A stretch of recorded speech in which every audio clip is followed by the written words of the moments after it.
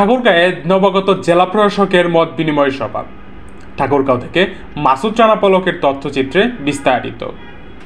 ঠাকুরগাঁয়ে সদ্য যোগদান করা নবাগত জেলা প্রশাসক ও বিজ্ঞ জেলা ম্যাজিস্ট্রেট ইসরাত ফারজানার সাথে ঠাকুরগাঁও জেলার কর্মরত সাংবাদিকগণের সাথে মত বিনিময় সভা অনুষ্ঠিত হয়েছে।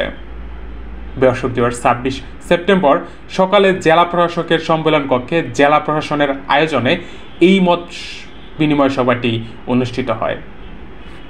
অতিরিক্ত জেলা প্রশাসক সার্বিক মোহাম্মদ সোলেমান আলীর সভাপতিত্বে ঠাকুরগাঁও প্রেস ক্লাব সভাপতি ও এনটিভি জেলার প্রতিনিধি লুৎফর রহমান মিঠুন, সময় টিভির স্টাফ রিপোর্টার জিয়াউর রহমান বকুল, বাংলাদেশ টেলিভিশন ঠাকুরগাঁওর জেলা প্রতিনিধি মাসুদ রানা পলক, ইন্ডিপেন্ডেন্ট টেলিভিশন ও সমকাল জেলা প্রতিনিধি মোহাম্মদ শামসুজ্জাহ সহ জেলার বিভিন্ন প্রিন্ট ও ইলেকট্রনিক মিডিয়া সাংবাদিকবৃন্দ এবং অতিরিক্ত জেলা ম্যাজিস্ট্রেট মোহাম্মদ সর্দার মোস্তফা শাহিন, সদর উপজেলা নির্বাহী অফিসার মোহাম্মদ বেলায়েত হোসেন, সহকারী কমিশনার ও এক্সিকিউটিভ ম্যাজিস্ট্রেট মোহাম্মদ ইমরান হোসেন, রুবেল আমিন, আক্তারুজ্জামান, মোহাম্মদ নাইম আশরাফ উপস্থিত ছিলেন।